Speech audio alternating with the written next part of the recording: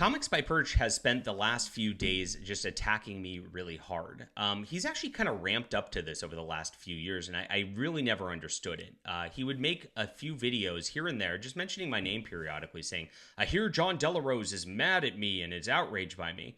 And I'd message him and I'd be like, because I had his DMs open, and I'd be like, I don't know where this is coming from. Like, I've never mentioned you at all. And my only contacts and conversations with him was back when I was making my Deus Volt comic. I was saying, hey, can I come on your show? Because he did some more live streams back then, and maybe we'll chat comics and stuff. Because I'm like a pretty like deep comic lore person. If you look, I've got a full set of EC comics behind me, and the creepy and eerie above that, some manga on the shelf there.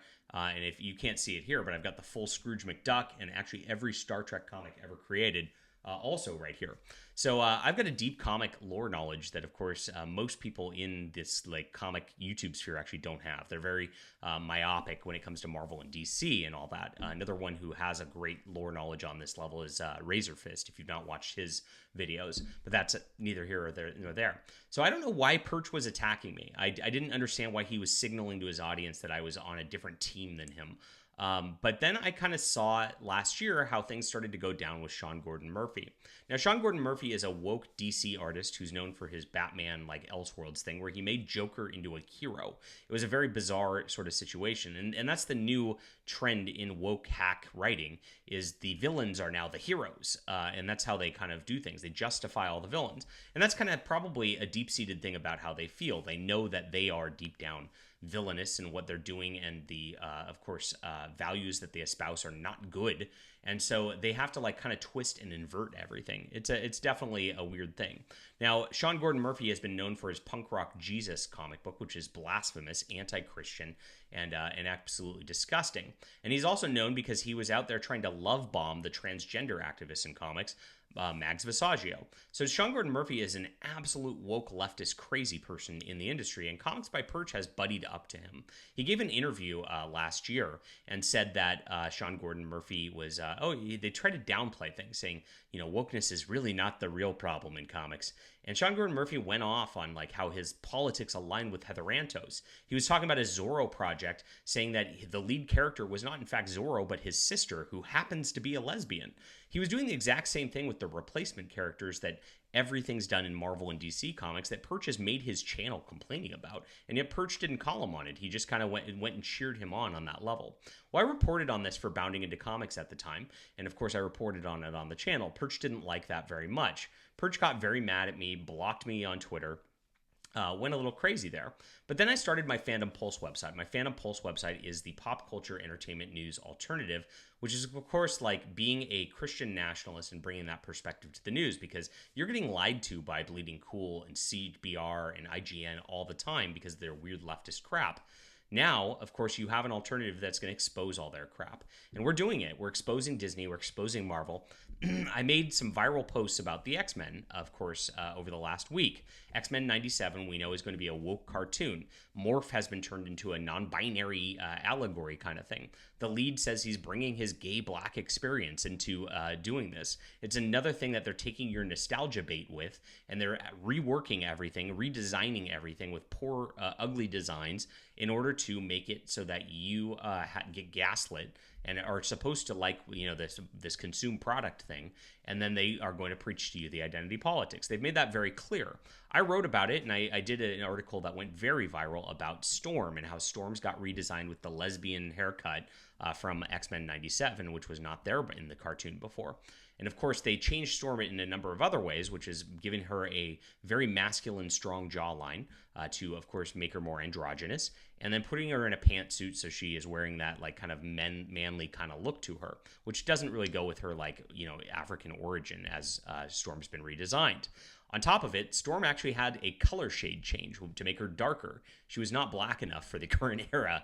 It's really funny stuff. Now, on top of that, on the other side with the X-Men franchise, Tom Brevoort, who's the editor, has been relaunching the X-Men line. Now, X-Men's been paused for years with Kitty Pryde now being bisexual. Everybody's gay and the whole thing. And it's just been an absolute disaster with this like Mystique wedding where Mystique's now a man who impregnated Nightcrawler. It's really crazy. Now they're relaunching it and it's going to be more of the same. They've actually then made the leaders of both X-Men teams, there's usually two going on, women. And if they're doing this to make sure that women are in leadership roles, it's a feminist agenda thing. That's just a little subtle move to make sure that that's the case. They got to get rid of Professor X and Cyclops, and now the people in charge are going to be Rogue and Kitty Pryde, both of them at the same time. Now, Perch, of course, goes, oh, they've led teams before, but you know what? This is obviously part of an agenda. Tom Brevoort said the message is the premise when he was talking about this in promotion of this thing.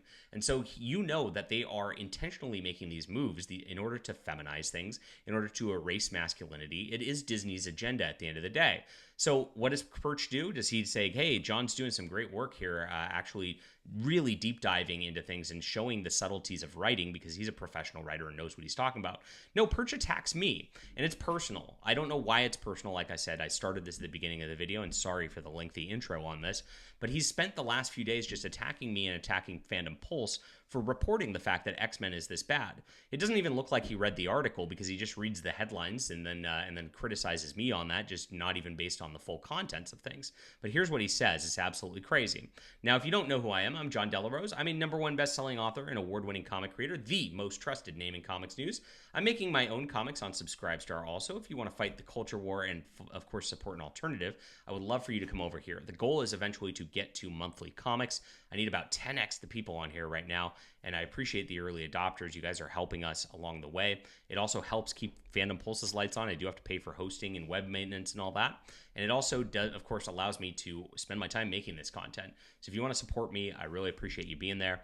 Let me know what content you'd like here too, because I want to cater towards you. I want to be the opposite of Marvel and DC. If you guys want something, I want to try to deliver it. Now, art costs are really expensive, so bear that in mind. Right now, we're producing about 3 pages of comic books a month based on what is here, and I'd love to increase that and eventually get paid for it too. Thank you. All right, so here's what Perch said at the end of the day. Here's one of it, is the safe bet Disney's X-Men cartoon will be poor. Okay, great. You're agreeing with me. The track record isn't good in this area. The new X-Men relaunch, I've been told what the plot is. It will rank up there with forgettable and poor runs of the last 20 years. It's also rumored that Gail Simone is on this, another feminist icon on this. So the feminization is absolutely intentional here.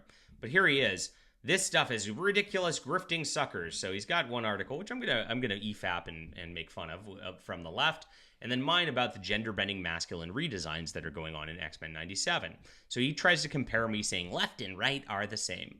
We're not the same. One of us has values that are based on Christianity, based on truth, and the other one has values that are based on evil, based on Satanism, based on hedonism. That's the difference between us, Perch. Perch has no values other than consume, and then trying to get in with, of course, the people at Marvel and DC as some sort of like gatekeep sort of thing.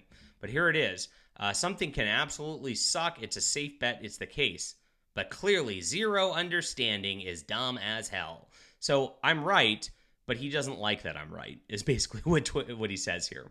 It is going to suck. It is going to be terrible, but this is not it. I mean, he's, like I said, you scroll back through his timeline, all he is doing is taking my articles over and over again and saying, JDA's dumb, X-Men's always been woke. He sounds exactly like the mainstream shills out there, and this is exactly what he's done. Now, this is a vendetta against me over the Sean Gordon Murphy commentary. I exposed exactly what was going on. He did a poor job of it. He kind of got caught with his pants down and an egg on his face, and it's my fault for, of course, mentioning that. Now, I didn't mention it because I had any animosity against you, Perch. I had it because Sean Gordon Murphy is a woke, anti-Christian bigot who is in the industry, in the mainstream industry, and he's manipulating these center-right audiences into buying product which is absolutely woke, and it's disingenuous, and it's really not right at the end of the day. And so I called it out because it was a mainstream industry comic story. But like I said, Perch was going at me before that. I don't know why. I don't know what it's about. He's never talked to me since that point where he said, yeah, I'll have you on my stream. He didn't, but you know, he was friendly back then. I really don't know what's going on with the guy. And of course, he never bothered reaching out to me to try to tell me whatever's wrong with anything. He just goes at me on Twitter like this in order to try to of course, tear down my budding news organization with nonsense and word salad gobbledygook right here. So he makes some comments like I've never read X-Men or anything like that before. I of course called him out, said I have every X-Men omnibus. Let's compare collection sizes. If he wants to go full peen size like that, my collection's going to outdo his for sure. So let's go, let's go, Perch.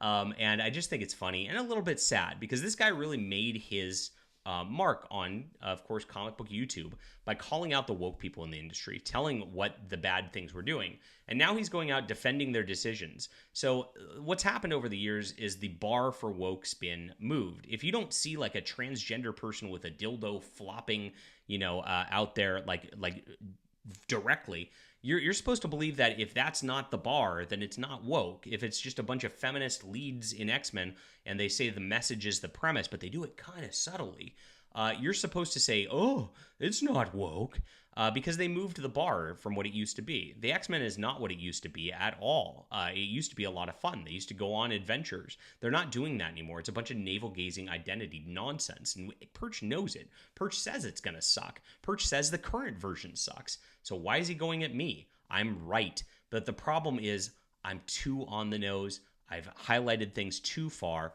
And of course, Perch doesn't want that because he wants his access with the media at the end of the day. Very, very sad. Now, Perch, you're welcome to come on the channel. We're welcome to hash things out. I don't know what the personal crap is against me.